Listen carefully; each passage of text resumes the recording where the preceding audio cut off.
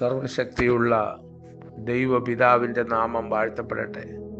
നമ്മുടെ ജീവിതം അർത്ഥപൂർണവും മനോഹരവുമായി തീരുന്നത് എങ്ങനെ?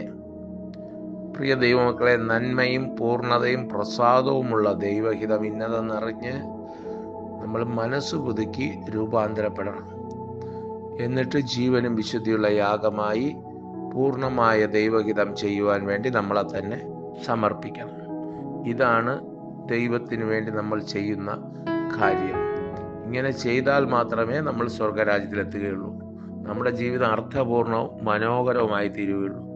തന്നെത്താൻ ത്യജിച്ച് സ്വന്തം ജീവനെയും പകച്ച് ക്രൂശെടുത്ത് ലക്ഷ്യത്തിൽ എത്തണം.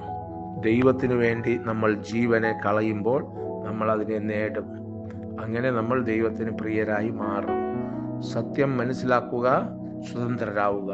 ദൈവം നമ്മളെ അനുഗ്രഹിക്കട്ടെ.